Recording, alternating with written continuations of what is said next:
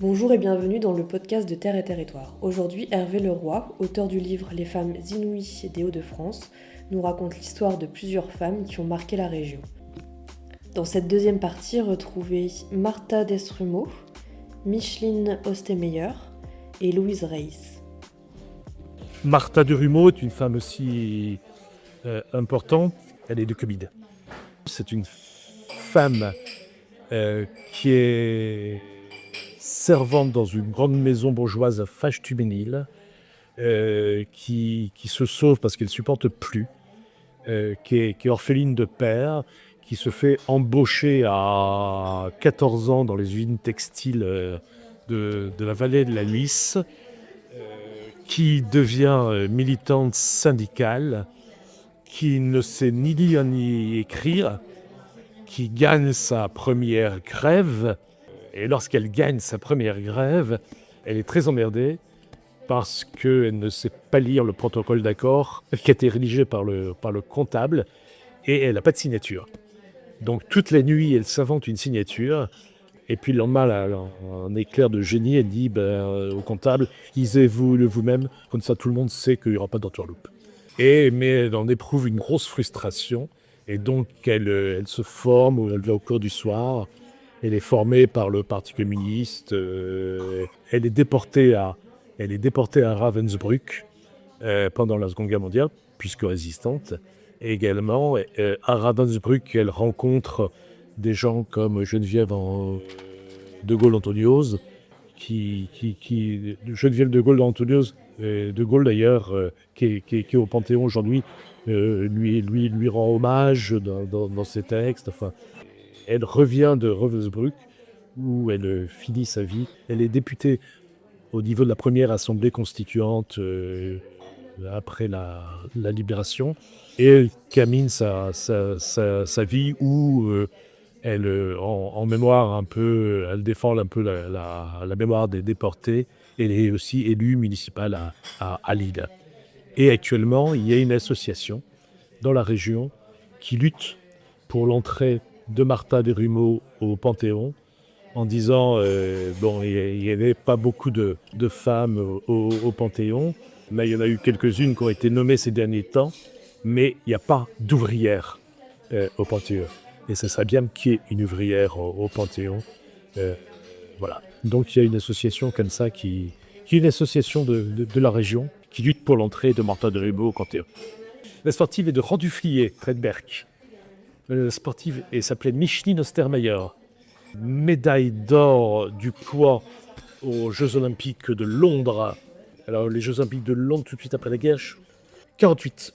Donc du fait de la guerre, ça a été décalé. Mais c'est la première Marseillaise qui retentit à Wembley après la guerre.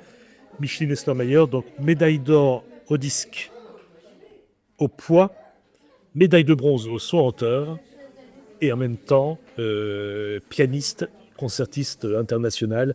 Elle fait toutes les grandes scènes du monde au piano. Et elle mène de front une carrière de sportive et une carrière de pianiste internationale. J'ai vu un documentaire sur elle Bon, voilà. Ouais. à l'occasion des derniers JO. Je pense qu'ils en ont fait Oui, tout à fait. Oui. Elle est régulièrement citée parce que sa performance au JO, il faudra ensuite attendre Marie-Josée Pérec pour avoir le même nombre de médailles sur une Olympiade. Et elle est de Randuflier. Il y a une salle à Randuflier qui porte son nom. Et là également, je ne sais pas si c'est un trait commun, mais en tout cas, au niveau de ses parcours féminins, je trouve qu'il y a une profonde générosité. Micheline Ostermeyer, à la fin de sa vie, est revenue plusieurs fois à Randuflier pour des concerts gratuits pour la population. Tu veux dire vraiment un attachement aux racines et puis aussi une profonde générosité, parfois au détriment même de... Il y a un peintre de Boulogne, de Valentine Hugo, qui est un peintre qui est un peu la muse des surréalistes, est considérée comme la muse des surréalistes, alors qu'elle a une propre œuvre elle-même, quoi, tu vois. Et elle passe sa vie à essayer de réconcilier Cocteau et André Breton. C'est de l'abnégation, en fait. Ouais, il y a le côté comme ça, ouais.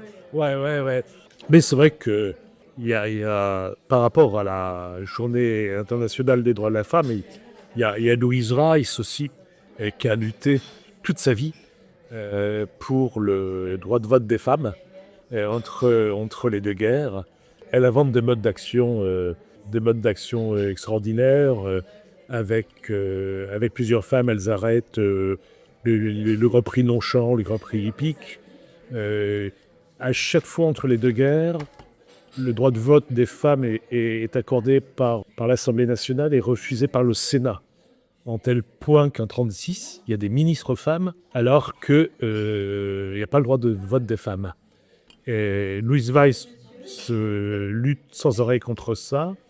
Et il y a des sénateurs et des Allemands qui ont des réflexions complètement machistes. Il y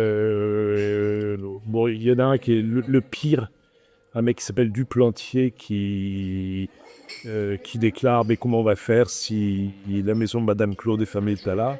Donc, Louise Weiss et les suffragettes le fuient dans sa campagne électorale et puis dénoncent ses propos et finalement il ne sera pas élu. La propre femme de ce mec rejoindra les suffragettes. Et puis, les sénateurs aussi qui se disent « Mais qui va repriser nos chaussettes ce jour-là ?» Et elle monte à la tribune à plusieurs, elle monte à la tribune du Sénat et elle jette des chaussettes trouées aux sénateurs en disant « Messieurs, c'est pas parce qu'on votera qu'on recommandera pas quand même vos chaussettes. » Enfin, tu vois, elle invente des actions comme ça. Elle lutte aussi pour la paix. C'est une des créatrices de la Société des Nations. Et elle finit sa vie, elle prononce le discours de la première assemblée du Conseil de l'Europe. C'est elle la doyenne qui est élue, et c'est elle qui prononce le premier discours européen. Donc voilà. Merci à Hervé pour sa participation. Retrouvez la suite de ce podcast sur Spotify ou sur notre site web. Merci pour votre écoute.